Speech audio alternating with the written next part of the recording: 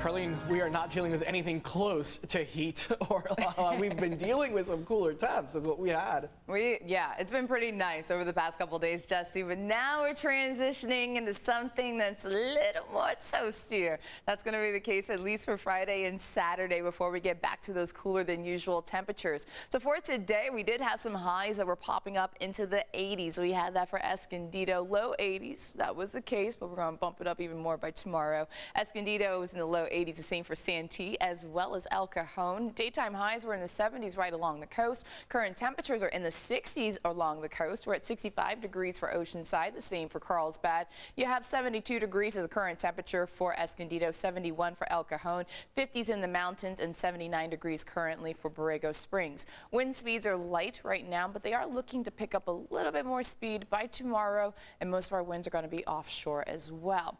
So talk about some heat. Yeah, definitely talking about warmer than usual temperatures that look to return by tomorrow. That's going to be the case west of the mountains where the warmest temperatures are expected. 83 degrees will be the high for tomorrow for downtown. You're also talking about 80s right along the coast. 87 degrees for Vista, also the upper 80s for El Cajon and for Escondido, and mid 80s, and that will be the reading tomorrow for Valley Center. Why is this going to happen? Well, we have an area of high pressure. We have two to talk about. First, we have a weak surface high that's going to be over the Great Basin. As a result, that's going to trigger Santa Ana winds. Temperatures west of the mountains in response to the offshore flow, they're going to bump up. So we're talking about the 80s, even at the coast, as you just saw for tomorrow's forecast, and that will be the case going into Saturday as well. So Santa Ana winds look to pick up tonight, peaking tomorrow morning, gusts up to about 35 miles per hour, could get up to about 45 miles per hour. And we know how speedy these winds can get, especially talking about up to the 90s, 80s, 70s with wind gusts. So this, compared to that, is a weak wind event.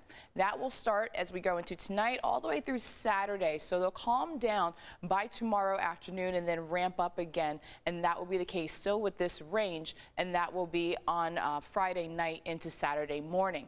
Also low relative humidity values, elevated fire weather concerns for the valleys, mountains, as well as for the coastal foothills. And then the upper levels, we also have a ridge of high pressure that's going to build over us. It's replacing that deep trough that we've had that's been bringing in the cool air, as Jesse and I were talking about, and now we're transitioning into the start of the weekend.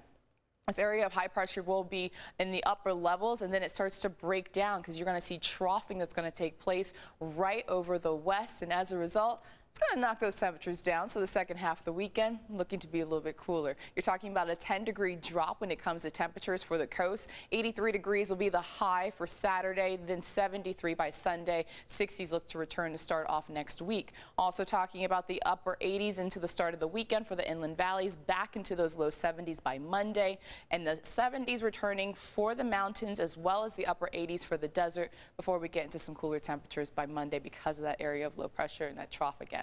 Let's go ahead and take a look at your weather quiz question for tonight. Too bad. You know what? I just want to X out Marcella's sphere and put Jesse's sphere today because she ain't here. So the mesosphere, it lies between which two layers of the atmosphere? Is it A, the exosphere and the troposphere? Is it B, the thermosphere and the stratosphere? Is it C, the troposphere and the stratosphere?